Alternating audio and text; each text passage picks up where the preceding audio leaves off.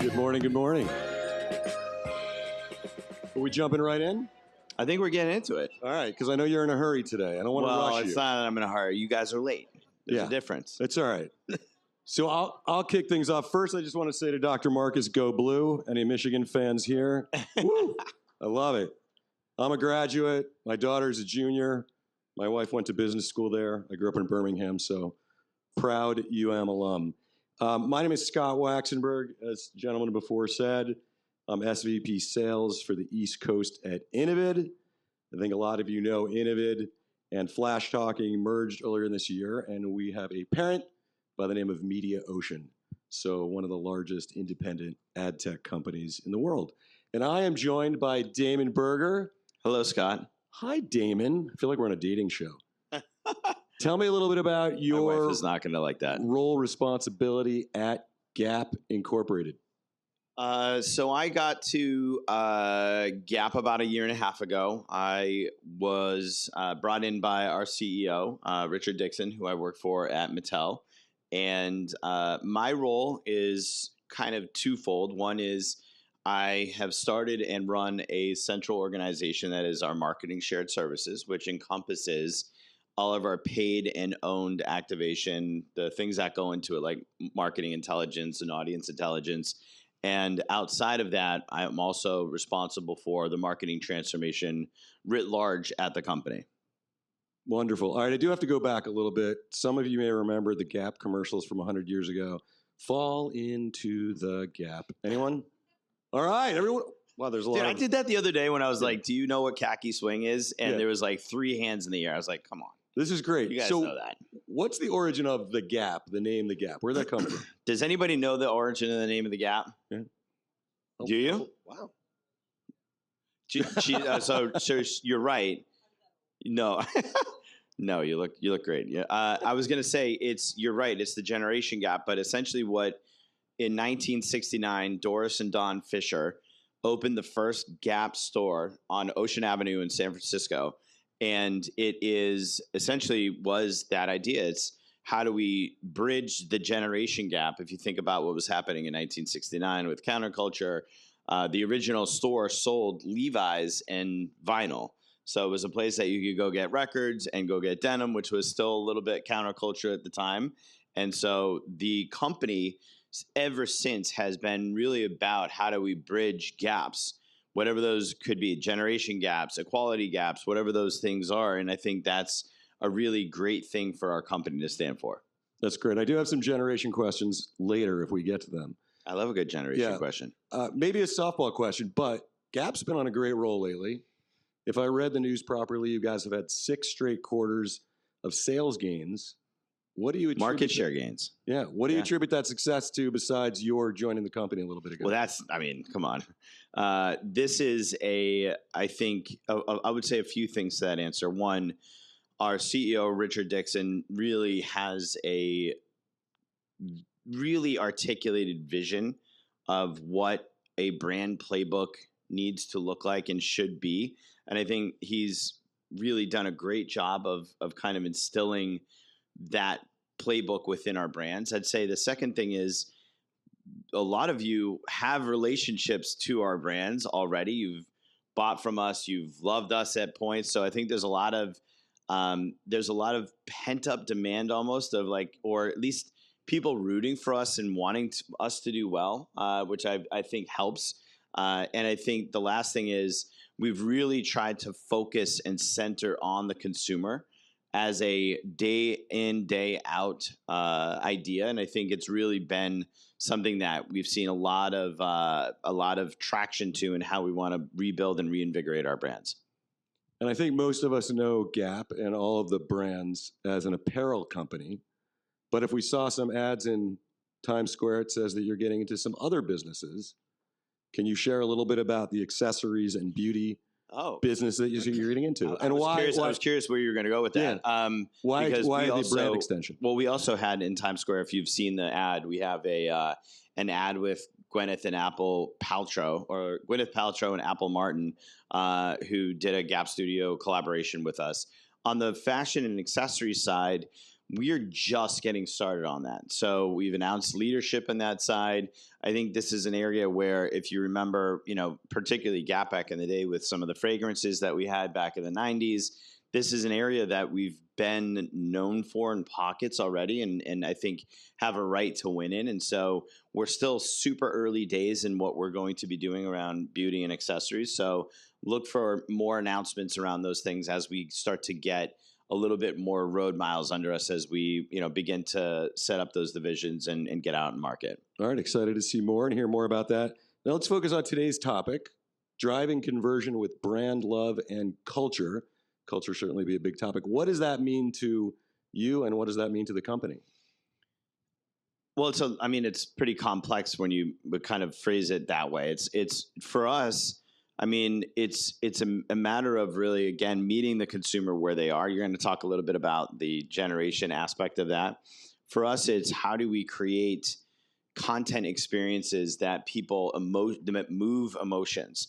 And I think that if you think about how to generate brand love and what that means, it means that you've gotten multiple touch points from us over a certain time period that have been something that you have started to rethink your relationship to our brands. I'll use Gap as the example here because I think that's the most articulated version of this. If you go back to February of last year in 2024, we did a spot with Tyla set to a jungle, who was a band, beat. And it was kind of a reinvigoration or reinvention of what you all know and love from Gap as the brand, which is music, dance, culture, art. So the brand DNA is, showing through in new ways for a new generation. And I think that, as you think about the consistency of that approach, and all shouts go out to Fabi Torres, our CMO on the Gap brand. She's a genius. Her team is amazing. And the work that they've been able to do creatively to really think about how do you lean on that brand DNA and introduce it to a new generation. I'll give another example with what we did for Get Loose with Troye Sivan. So Troye Sivan is a mega star in music and actually kind of, I think, came up as an influencer and creator. And as you put him together with a dance troupe out of LA and a Thundercat song and this incredible choreography, you start to see a consistency in the approach. And again, the things that you know and love from our brands, that's what we're trying to lean into to reignite that love from the brand side. And do you see a direct correlation between driving that brand love, hitting people at cultural moments, and conversions, actual sales?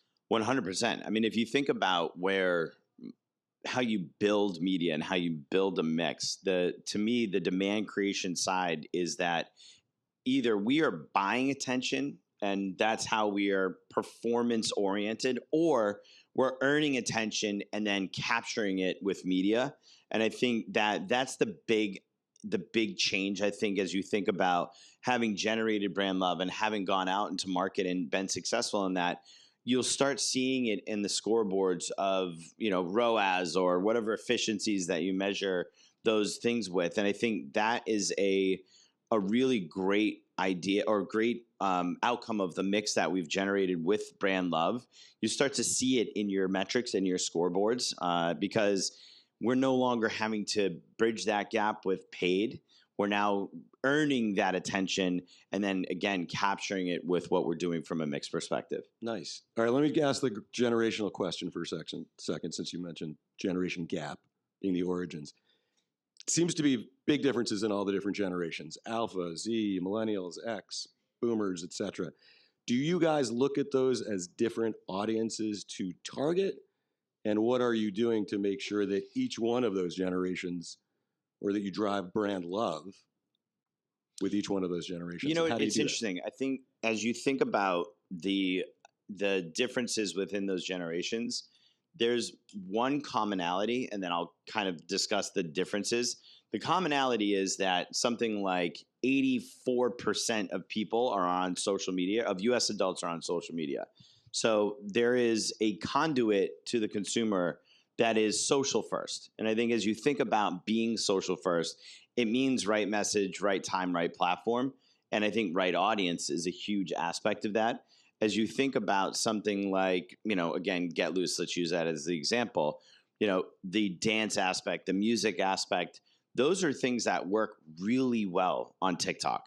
And they work really well for a Gen Z population and potentially a Gen Alpha, depending if they're on the platform or not.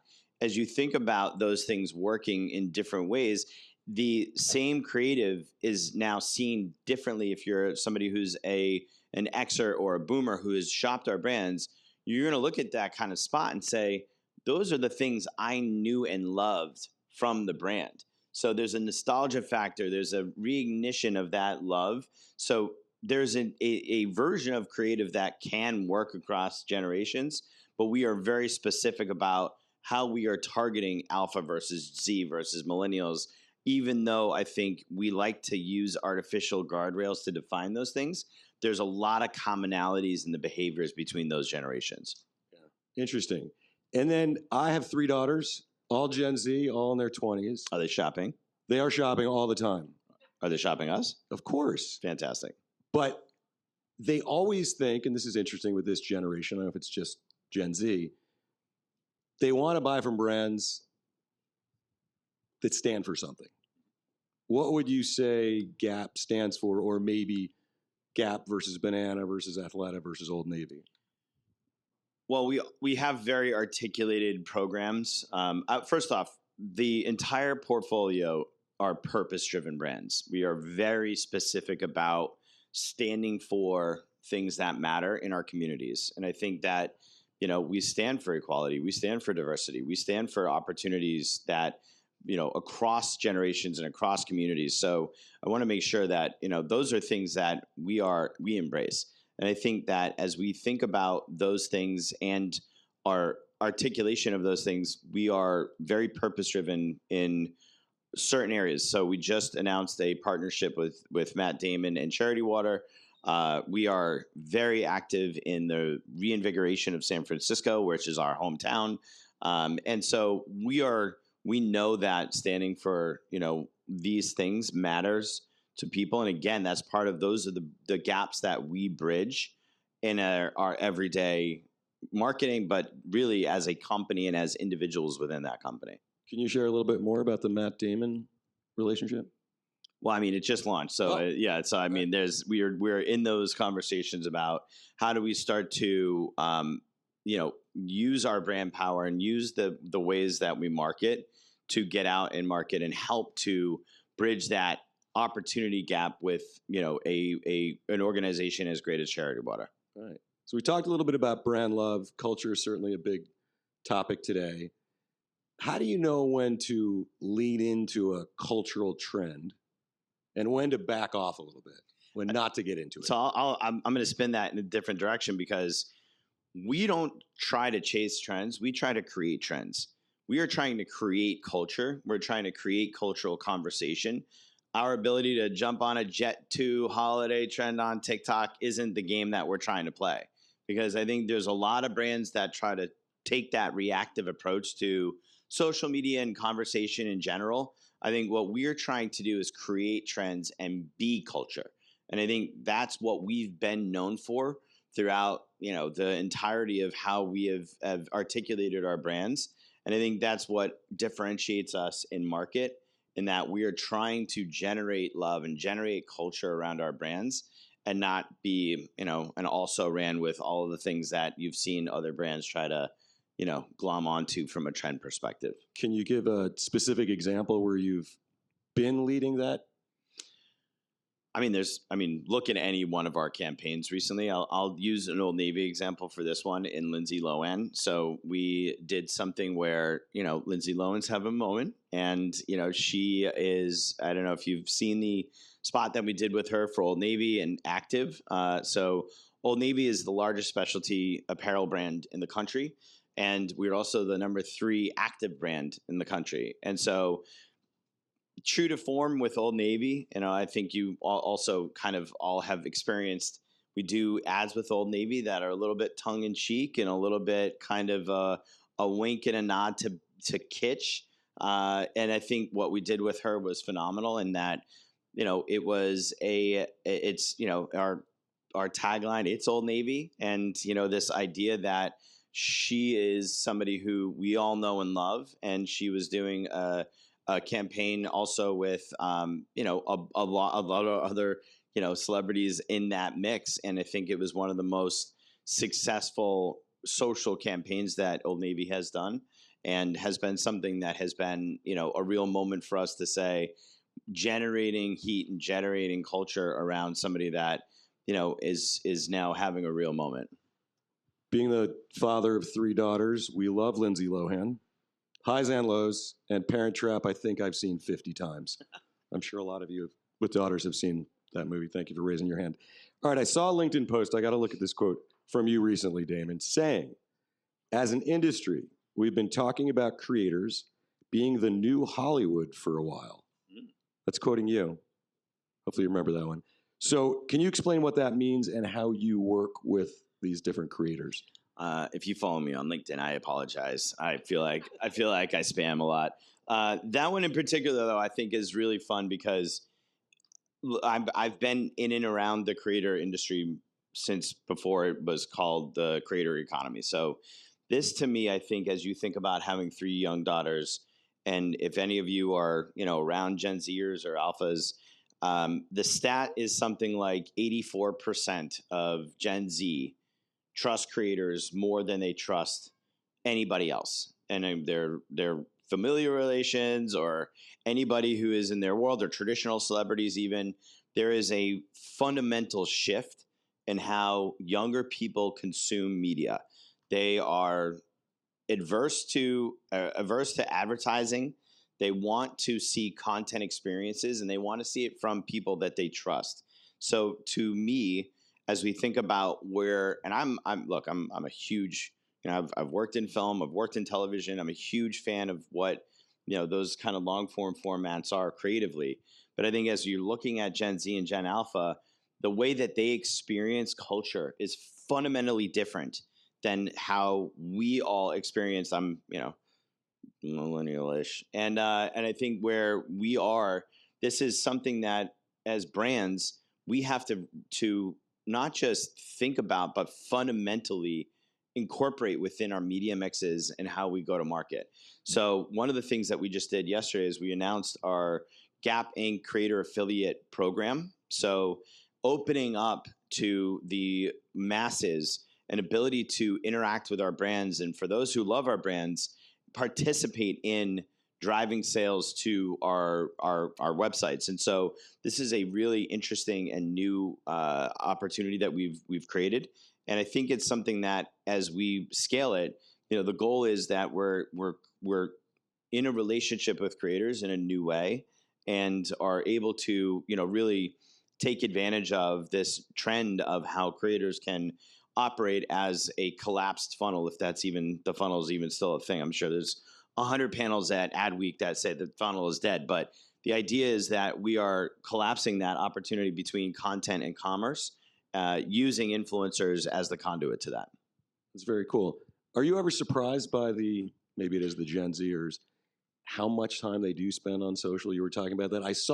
I know this is lazy though, because I know we love to blame Gen Z on this. I guarantee you, all of you have doom scrolled when you got back to your hotels or your houses during this week. Like, we all do it. These things are addictive. I'll give you a stat.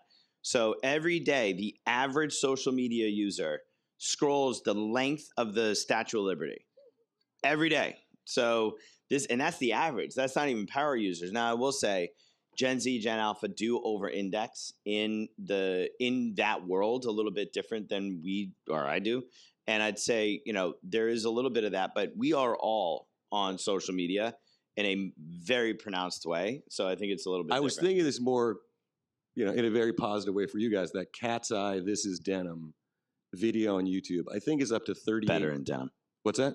Better in denim. Thank you. My apologies. Not This Is Denim. Better in denim. It's already up to like 38 million views. And one of the comments I saw said, if 38 million people are willingly watching this video, something's going on with Gap.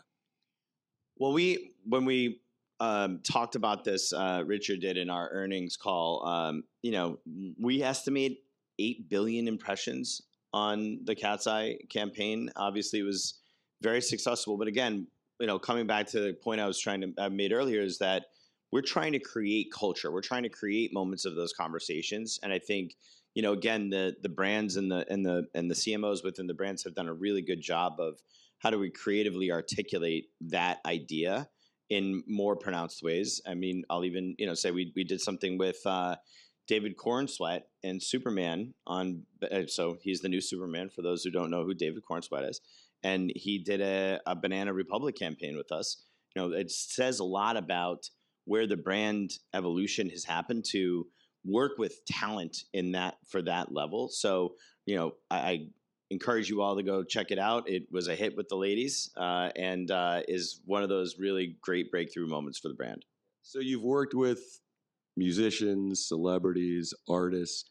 Is the recommendation to other brands who might be in the audience today that should be an area they focus on? Or does it really depend on the brand and what they stand for and represent? I mean, that's not necessarily new of a playbook for any brand, I would say. I think the difference for us and other brands is that we've been doing this. We are known for it. It's in our brand DNA that we work with. I wouldn't even say talent for talent's sake. We work with people who we believe are the creators that we are excited about and that we are also known for breaking as well. So it's not necessarily that we're just trying to go out and work with whatever talent's out there. We want to work with the people who love us, the people who we know are creating a culture in the same that we want to create culture. So it's not just as simple as just kind of going out and saying, here's, such and such talent. I think we're very, very specific about how we choose the people we work with and what they represent to our brands and to the culture in general. All right, let's get the crystal ball out for a second. If you think about conversion in the future, what matters most? Is it driving that brand love? Is it cultural connection? Or good old-fashioned audience targeting? What do you think in 3-5 years will actually drive the most conversions? Look, I think performance media is a strength. So I want to make sure everybody who works in performance media, we love you guys. I love you guys. Like, this is something that I think is a real strength for companies to have. And I think we are really good at that. I think when you layer on really stellar brand work that generates heat, that generates brand love, you see better overall metrics. You see performance rising. And I want to give a shout. One of the metrics that we actually do measure brand love as a metric. And we do so through our friends at Berger, who are a phenomenal partner in this regard. And I think that there is, we very much look at how our brand love scores operate and how they operate alongside the metrics that matter in the bottom of the funnel. So there's a lot to do with the science and the art together as we think about how does brand love work as a metric with those other metrics that we care about. Which gets back to when you say brand love and you're saying these guys are helping out, what does that mean? Like, how do you measure that? I mean, I'm not going to get into their technology on this, but I think the shout's good enough on this one. Go talk to Joe if you want later. He'll happy to tell you about how they do that. Oh, we can't let you go without asking the AI question. Oh, Jesus. I think we almost did it. I know. We got like a minute to go. So quick soundbite on how does AI play a role in all of this? So I said that for those of you who watch me embarrass myself on the Hot Ones episode this week, which I'm still recovering from. Did you get through all 7? I think it's 7. Are you kidding me? Of course, down to the bone. Come on, we're not fooling around here. I think the thing to us, and I think to me personally, to us as a company, we are adamant about taking a human-centric approach to AI. And I think as we think about what that means in general for all of us, I think what I said the other day is what I'll say again here is that, these jobs that you all do in the marketing industry, they're hard and they're hard to get. And I think as we think about how AI is going to disrupt this world, from an organizational, from a creative, from a people perspective, I think it's incumbent upon all of us to be human-centric in this approach. I love this business. I love what we do. I love this industry. And I think it's to the generation below us deserves to have the same opportunity to work these jobs as we all did. And I think that taking that human-centric approach, that's what we believe at Gap Inc., and that's what I believe personally. And so, we are trying to do as well as we can, trying to keep that as the focus. Fantastic. And we're right on time, Damon. It's about to go to 0. Thank you so much for your time, everybody. Thank you, guys. Thank you, Damon. Appreciate it.